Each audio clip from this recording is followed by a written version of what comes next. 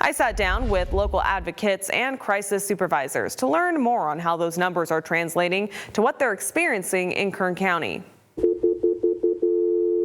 Starting July 17th, while anyone will still be able to be connected to a trained counselor through the 988 Lifeline, they will no longer offer its dedicated support line for LGBTQ+ individuals. So when a youth is, actively experiencing suicidal ideation, it's important that when they pick up a phone call or pick up a phone to make a call, that the person on the other end is going to truly understand the struggles that they are going through. Philip Castro has been an advocate for the community for over a decade now, ever since losing his uncles to HIV and AIDS. On top of that, as a caseworker working alongside youth and mental health, he sees the ramifications these changes will have locally. The first place you can look to see the reasoning of why we still need these services and why it's even more important is social media. And they see the comments saying, this community is not worthy of resources, or this community is not worthy of life in itself. Data from the most recent survey by the Trevor Project, a national organization that focuses on crisis and suicide prevention efforts to LGBTQ+ youth, shares that 50% of LGBTQ+ youth who wanted mental health care in 2024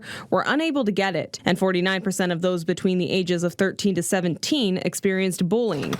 Tanya Mann, who oversees our local 988 crisis center, says when the option was added in 2022, they saw a decrease in calls as more people were directly routed to specialists. Lived experience, enhanced training,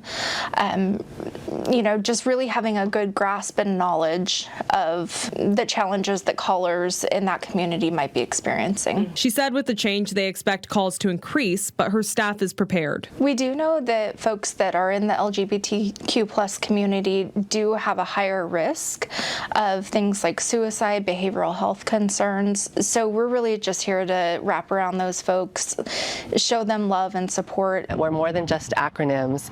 Our community members are human beings.